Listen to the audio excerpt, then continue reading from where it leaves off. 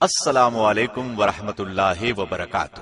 اس بار ہم پیش کر رہے ہیں اولاد النبی صلی اللہ علیہ وسلم۔ جی ہاں، ہمارے معاشرے میں ان گنت لوگ ایسے بھی ہوں گے جنہیں نبی صلی اللہ علیہ وسلم کی اولاد کے بارے میں مکمل معلومات نہیں ہیں۔ بہت سے لوگ تو نام سے بھی واقف نہ ہوں گے۔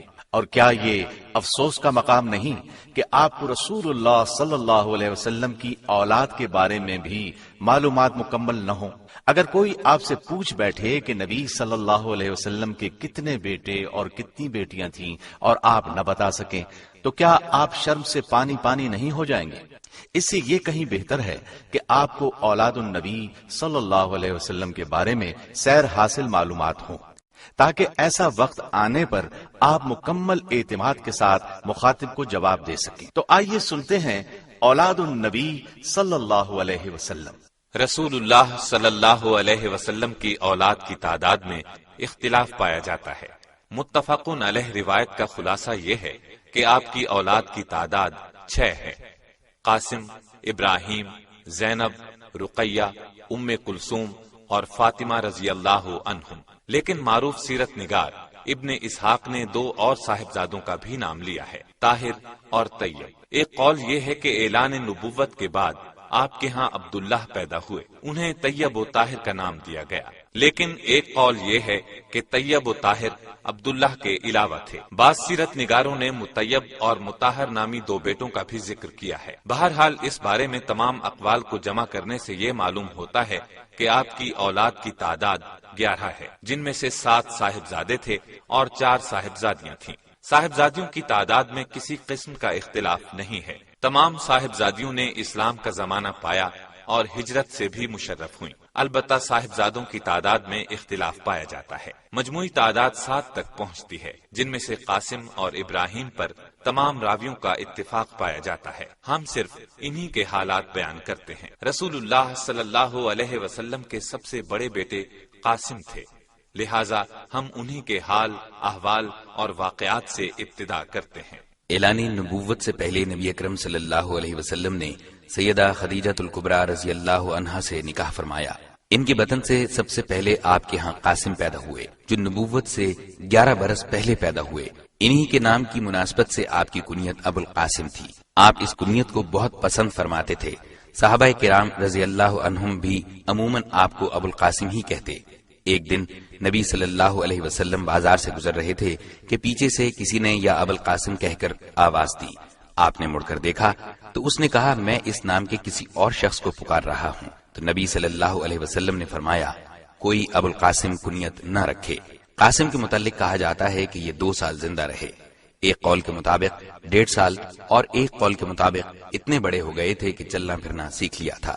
جس طرح یہ آپ کے ہاں سب سے پہلے پیدا ہوئے، اسی طرح سب سے پہلے انتقال بھی انہی کا ہوا، یعنی اعلان نبوت سے 9 سال قبل وفات پائی۔ سیدہ خدیجہ رضی اللہ عنہا کے علاوہ صرف ماریہ قبطیہ رضی اللہ عنہا کے ہاں ایک بیٹا ابراہیم پیدا ہوا۔ ان کے علاوہ کسی اور زوجہ محترمہ کے ہاں آپ کی اولاد نہیں ہوئی۔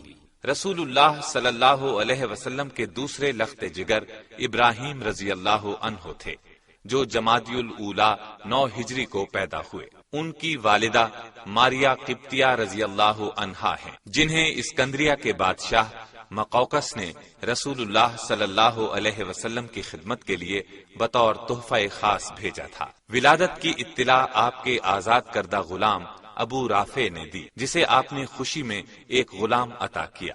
7ویں دن عقیقہ ہوا۔ آپ نے سر کے بالوں کے برابر چاندی خیرات کی اور بچے کا نام اپنے جد اعلیٰ کے نام پر ابراہیم رکھا۔ دودھ پلانے کے لیے تمام انصار نے خواہش ظاہر کی، لیکن آپ نے ام سیف کے حوالے کیا اور اس کے معاوضے میں کھجور کے چند درخت دیے۔ ام سیف مدینے سے کچھ فاصلے پر رہتی تھیں۔ رسول اللہ صلی اللہ علیہ وسلم فرط محبت سے وہاں جاتے، ابراہیم کو گود میں لیتے، چومتے اور پیار کرتے۔ ام سیف کے خاوند لوہار تھے، اس لیے گھر دھوئیں سے بھرا رہتا تھا، لیکن آپ باوجود نظافت طبع گوارا فرماتے۔ ابراہیم نے ام سیف ہی کے گھر 29 شوال 10 ہجری کو 17 یا 18 ماہ کی عمر میں انتقال کیا۔ انا للہ و انا الیہ راجعون۔ نبی کریم صلی اللہ علیہ وسلم کو ابراہیم کے بیمار ہونے کی خبر ہوئی تو آپ عبد الرحمن بن عوف کے ساتھ تشریف لائے۔ نزع کی حالت تھی، گود میں اٹھا لیا، آنکھوں سے آنسو جاری ہو گئے۔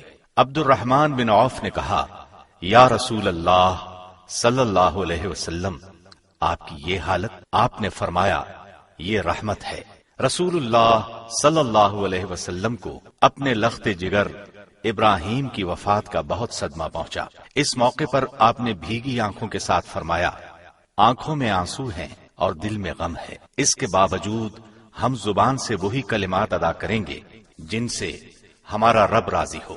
نیز آپ نے فرمایا، بے شک ابراہیم کے لیے جنت میں 2 دودھ پلانے والیاں ہیں جو اس کی رضاعت مکمل کریں گی۔ اہل عرب کا خیال تھا کہ جب کوئی بڑا شخص مر جاتا ہے تو سورج اور چاند میں گہن لگ جاتا ہے۔ اتفاق سے جس روز ابراہیم رضی اللہ عنہ نے وفات پائی، سورج میں گہن لگ گیا۔ لوگوں میں مشہور ہو گیا کہ یہ ان کی موت کا اثر ہے۔ نبی صلی اللہ علیہ وسلم کو معلوم ہوا تو آپ نے فرمایا، سورج اور چاند اللہ کی نشانیوں میں سے ہیں، کسی کی موت اور پیدائش کی وجہ سے ان میں گہن نہیں لگتا۔ رسول اللہ صلی اللہ علیہ وسلم نے اپنے لخت جگر ابراہیم کی خود نماز جنازہ پڑھائی اور عثمان بن مظعون رضی اللہ عنہ کی قبر کے متصل دفن کیا۔ قبر میں فضل بن عباس اور اسامہ رضی اللہ عنہما نے اتارا۔ آپ قبر کے کنارے پر کھڑے تھے۔